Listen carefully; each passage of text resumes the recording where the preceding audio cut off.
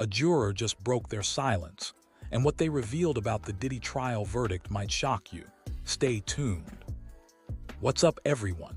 If you've been following the Sean Diddy Combs federal trial, you know it just wrapped up with a verdict that has everyone talking.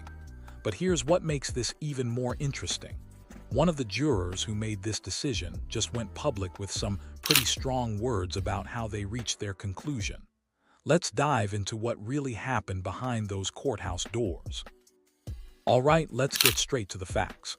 After 2 months of intense courtroom drama in New York, we're talking 34 witnesses, 6 weeks of testimony. The jury made their decision on 5 federal counts. Here's the breakdown. Diddy walked free on the most serious charges, but he didn't walk away completely clean.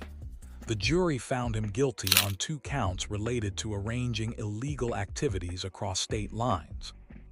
To put this in perspective, the prosecution was pushing for convictions on coercion and more severe allegations, but the jury said not proven to those. However, they did find sufficient evidence for 2 counts tied to past relationships, including one involving his former partner Cassie Ventura and another woman who testified under the pseudonym Jane. Now here's where this story gets really interesting, and honestly, this is why I had to make this video. One of the jurors, staying anonymous for obvious reasons, decided to speak out after hearing people claim that Diddy's celebrity status might have influenced the jury's decision. And let me tell you, they were not having it. The juror called that suggestion, and I quote, highly insulting. They made it crystal clear that their decision came down to one thing and one thing only, the evidence presented in that courtroom. Think about this, these 12 people spent over 2 full days deliberating. That's not a quick decision. According to this juror, every single verdict was based strictly on the facts and how the law was written.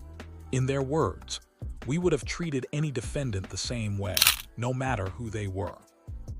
I find this fascinating because it gives us a rare glimpse into the jury room mentality. These people took their job seriously, and they want the world to know it.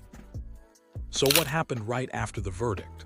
Well, sources say that when Diddy heard the mixed ruling, he turned to his family and said, "I'm coming home, baby." But here's the thing, he's not going home. Not yet.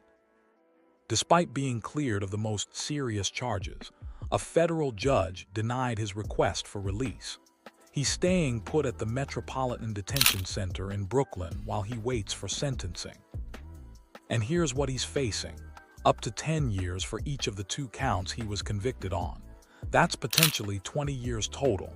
Sentencing is tentatively scheduled for October, though his legal team is pushing for an earlier date.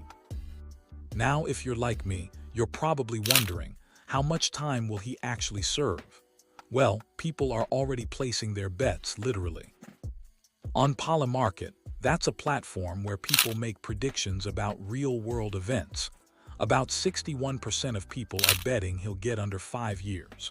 With the more serious allegations off the table, that prediction isn't completely wild, but remember, it's ultimately up to the judge. So here's what I want to know from you. Do you think justice was served here?